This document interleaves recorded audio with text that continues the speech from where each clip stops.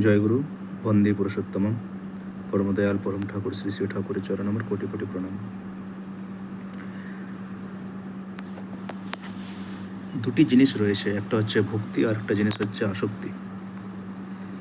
এক হলো ভক্তি আর আরেক হলো আসক্তি।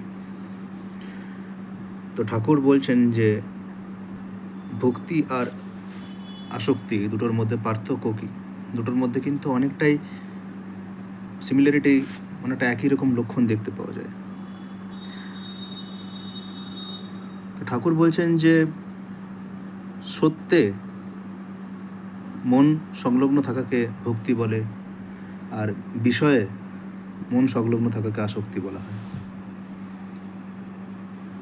দেখুন, এখানে কিন্তু বিষয় বা ভক্তি বা আসক্তি দুটোই কিন্তু মনের ব্যাপার। একই জিনিসই কাউকে আসক্ত করে, কাউকে আসক্ত করতে পারে না। আবার একই জিনিসই কারোর মনে ভক্তি সঞ্চার করতে পারে, কিন্তু অন্যজনের মনে সঞ্চার করতে পারে না ভক্তি। তো আমাদের দেহে সাধারণত শাস্ত্রে বলা হয়েছে যে আমাদের দেহ নাকি স্থূল শরীর আর সূক্ষ্ম শরীর আর কারণ শরীর দিয়ে তৈরি। তো এই যে স্থূল শরীরকে সাধারণত রক্ত, মাংস, হাড়, মজ্জা এগুলো দিয়ে তৈরি, আর একটা সূক্ষ্ম শরীর বলা হয়েছে। তো সেই সূক্ষ্ম শরীরটা বলা হয়েছে যে মন, বুদ্ধি, অহংকার এবং চিত্ত, এগুলিকে নিয়ে সূক্ষ্ম শরীর তৈরি হয়। যদিও আজও এখনও অবধি নিউরো সায়েন্টিস্টরা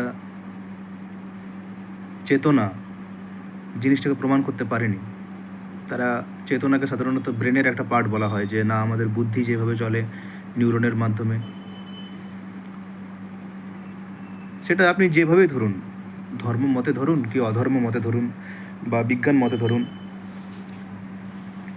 কিন্তু একটা মন বলে জিনিস আছে। মানুষ চেষ্টা করলে নিজের মনকে ভালো থেকে খারাপ এবং খারাপ থেকে ভালোর মধ্যে নিয়ে যেতে পারে। সেটা মানুষই করে, এবং মানুষের সেই ভালো থেকে খারাপ এবং খারাপ থেকে ভালো গতি, যে মনের যে গতি, সেটা পারিপার্শ্বিক অনেক কিছুর উপর ডিপেন্ড করে। তার জন্যে বলা হয়েছে যে সৎসঙ্গে স্বর্গবাস আর অসৎসঙ্গে সর্বনাশ।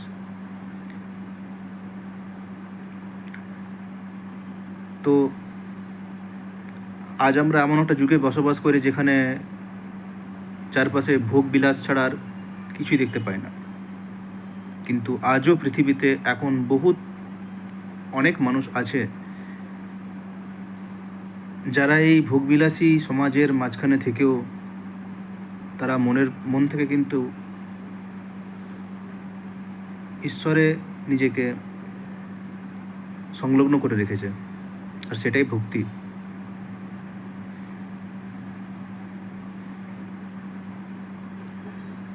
আসক্তি চারপাশ থেকে আমাদের কাছে আসবেই,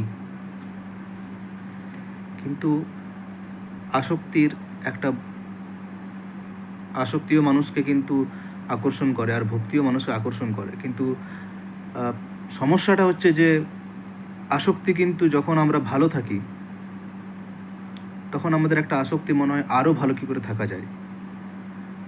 আমরা বুঝতে পারি আমাদের মন চিত্তর মধ্যে একটা জিনিস রয়েছে যেটা হয়তো সবসময় আমাদেরকে বাধা দেয়। পরমাত্মার একটা অংশ আমাদের মধ্যে আছে বলেই হয়তো আমরা কোনো জিনিসে আসক্ত হওয়ার পিছনে আমাদের একটা গিল্ট ফিল আসে, আমাদের মধ্যে একটা দোষীর ভাবনা আসে যে এটা ঠিক হবে না, কিন্তু আমাদের প্রবৃত্তি আমাদেরকে বাধ্য করে সেই কাজটা করাতে। সেটাতে ক্ষণিক সুখ পাওয়া যায়, কিন্তু তারপর থাকে তার চরম দুর্গতি। কিন্তু যে মানুষটি কোনো আদর্শে যুক্ত আছে,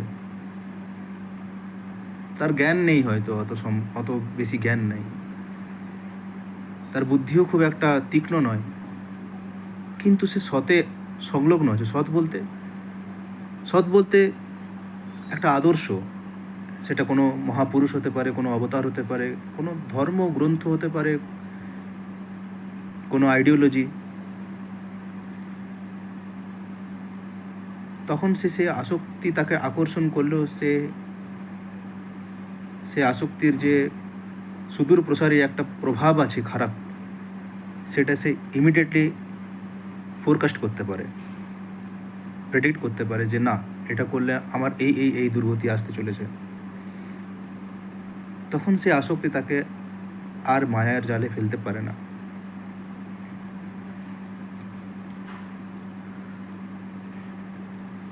কিন্তু তার জন্য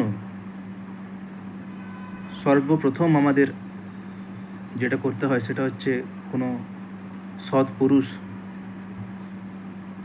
কোনো সৎ অবতার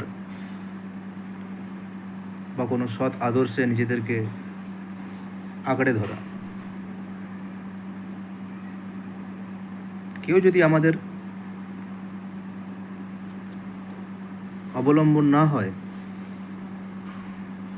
তাহলে কিন্তু আমাদের ভেতরের কাম, ক্রোধ, লোভ, মোহ, মত মাৎসর্য এগুলো কোনো খারাপ নয়, কিন্তু এগুলি আমাদেরকে কিন্তু একটা এক্সেসিভ আনন্দের ঝাঁসা দেখিয়ে, মায়া দেখিয়ে আমাদেরকে ভুল পথে পরিচালিত করে। এবং আমরা অল্প বিস্তর তার, যখন আমরা একটা আসক্তি জিনিসে আসক্ত হওয়ার সময়ে থাকি, যেবারে আসক্ত হতে চলেছি, সেই সময় কিন্তু আমরা একটা জিনিস বুঝতেও পারি যে এটা কিন্তু কুপ্রভাব রয়েছে, তা সত্ত্বেও সেটাকে আমরা অগ্রাহ্য করি, কারণ আমাদের তো মন কোথাও সংলগ্ন নেই।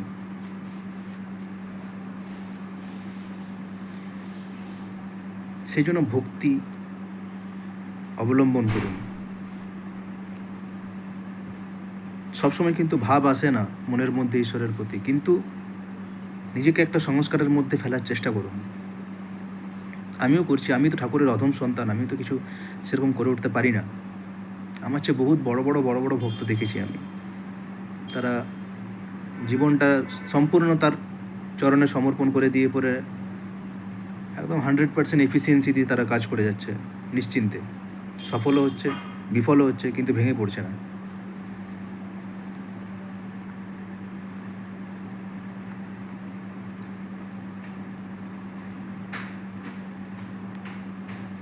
তো ঠাকুর আরেক জায়গায় বলছেন সত্যানুসরণে, আমি ঠিক সেটা মনে করতে পারছি না, কিন্তু এটা এই ধরনেরই যে ভক্তিরূপ জল ত্যাগ করে আসক্তিরূপ বালি চড়ে বেশি দূর এগিয়ে যেও না, পরে ফিরে আসতে কষ্ট হবে।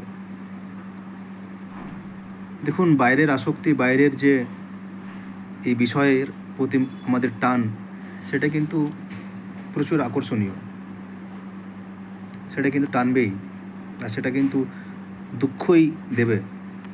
গীতায় বলা হয়েছে যে সংসার শাশ্বত দুঃখালয়, এই সংসারকে কীভাবে শাশ্বত দুঃখালয় পার করতে হবে, সেখানে শ্রীকৃষ্ণ তাই বলছে যে আমাতে তুমি আসক্ত হও, আমি তোমাকে উদ্ধার করব। আমরা কি ধর্ম কি অধর্ম আমরা বিবেচনা করতে পারি না, কখনোই বুঝতে পারি না কি ধর্ম কি অধর্ম, কি ঠিক কি ভুল। কিন্তু যখন আমরা কোনো একটা সুপ্রিমকে ধরে থাকি, তখন আমাদের বুদ্ধি সেটাই নিশ্চিত করে যেটা আমাদের জন্য মঙ্গলপ্রদ। দেখুন, শ্রীকৃষ্ণ, দেখুন একটা জিনিস হয় যে ভালো বংশের ছেলে ভালোই হওয়া উচিত সাধারণত, যদি মা ভালো হয়। তো কর্ণ সূর্য সন্তান ছিলেন, আর পাণ্ডুপুত্র ছিলেন অর্জুন, দুজনেই ভাই। দুর্যোধন কিন্তু কৃষ্ণকে চিনতে না পারলেও কর্ণ মোটামুটি চিনতে পেরেছিলেন, এবং কর্ণ যথেষ্ট রিগার্ডও করতেন, অনেক শ্রদ্ধাও করতেন শ্রীকৃষ্ণকে। কিন্তু কিছু কিছু জায়গায়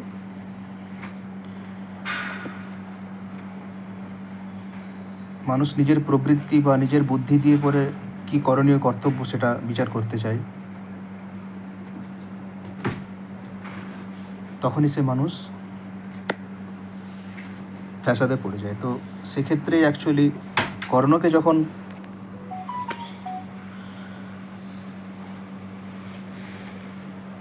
শ্রীকৃষ্ণ এসে বলেন যে তুমি সূর্যপুত্র, তো তুমি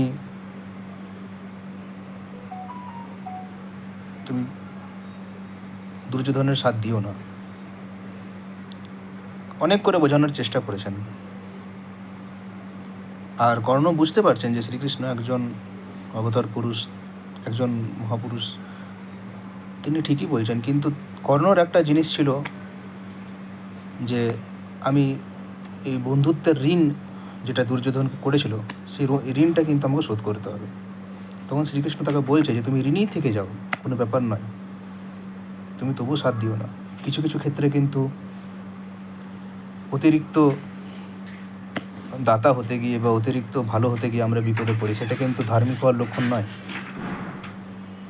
শ্রীকৃষ্ণ সেখানে বলছেন যে তোমাকে অত ঋণী হতে হয় না, তুমি তবু দুর্যোধনের সাথ দিও না।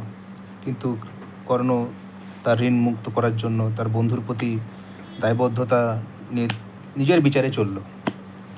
সেরকমই কিন্তু অর্জুনও এসেছিল শ্রীকৃষ্ণের কাছে। সেও কিন্তু তারও একটা ধর্ম সংকটের মধ্যে পড়েছিল।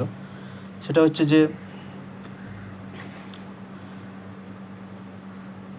আমার অপোনেন্টে, আমার বিপক্ষে ভীষ্ম দাঁড়িয়ে আছে, আমার গুরু দাঁড়িয়ে আছে দ্রোণাচার্য, তো আমি কি করে তাদের প্রতি যুদ্ধ করব, আমি কি করে তাদের প্রতি বাণ নিক্ষেপ করব? এর চেয়ে বরঞ্চ আমি মরে যাওয়াই ভালো, অথবা যুদ্ধ রাজ্য সব ত্যাগ করে সন্ন্যাস হয়ে যাওয়া ভালো। তার মনেও কিন্তু একটা এটাই মনে হচ্ছিল যে এটাই ধর্ম, যে যুদ্ধ ত্যাগ করে চলে যাওয়া। কিন্তু সেখানে শ্রীকৃষ্ণ তাকে বোঝায় যে যুদ্ধটা কেন করণীয়। কিন্তু অর্জুন তখন আর নিজের বুদ্ধির স্মরণ করলো না। অর্জুন কিন্তু শ্রীকৃষ্ণের কথায় শুনল, নিজের মনের মতো সব কিছু, মনের মতো সে চললো না। আর শেষ অবধি ধর্মের প্রতিষ্ঠা হলো, জয়লাভ করলো, যেটা উচিত সেটাই করলো। তো দেখুন, ধর্ম সংকট কিন্তু প্রতিটা মানুষের জীবনে আসে। কখন কি করা উচিত সেইটা সবসময় আমরা ঠিক যে করতে পারি তা নয়। তার জন্য একটা আদর্শ পুরুষ দরকার। সবসময় যে আদর্শ পুরুষের কাছে গিয়েই যে আমাদেরকে বলতে হবে যে কি করব কি না করব তা নয়। যদি আমরা প্রতিটা মুহূর্তে, প্রতিটা দিন একটা নির্দিষ্ট সময়ে তাকে আরাধনা করি, তাকে স্মরণ করি, তার বাণী পড়ি, তিনি কেমন ছিলেন, কী চেয়েছিলেন, তাহলে অটোমেটিক্যালি তার ভাবগুলো আমাদের ভিতরে সঞ্চারিত হবে। ওটাই ভক্তি। মনটা সতে সংলগ্ন থাকছে, আদর্শ পুরুষে সংলগ্ন থাকছে।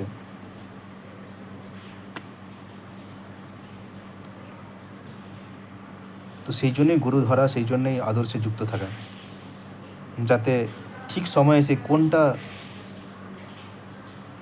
সিদ্ধান্ত নিতে পারি, কোন ডিসিশনটা নেওয়াটা জরুরি, সেটা আমরা ঠিক নিতে পারি।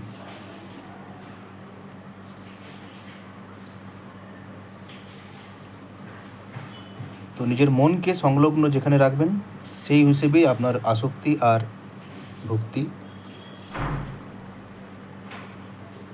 নির্বাচন হবে। বিষয়ে ভোগে যদি মনটাকে রাখেন, তাহলে পরে সেটাই আসক্তি। আর সৎ চিন্তা, সৎ কর্ম, দেখুন অর্জুনকেও কিন্তু বলেছে যে তুমি রাজ্য লাভ করবে, তুমি যদি যুদ্ধ জয় করো তাহলে তুমি রাজ্য লাভ করবে, তুমি যদি মারা যাও তাহলে তুমি সদ্গতি লাভ করবে, ক্ষত্রিয় তুমি, তোমাকে যুদ্ধ করতে হবে। তো এখানে রাজ্য লাভ করা কিন্তু অর্জুনের আসক্তি নয়। রাজপ্রাসাদ বা রাজত্ব করা এগুলো কিন্তু আসক্তি নয়, এটা ধর্ম প্রতিষ্ঠা, এটাই সৎ। আর এটাতে সংলগ্ন থাকাটাই হচ্ছে ভক্তি।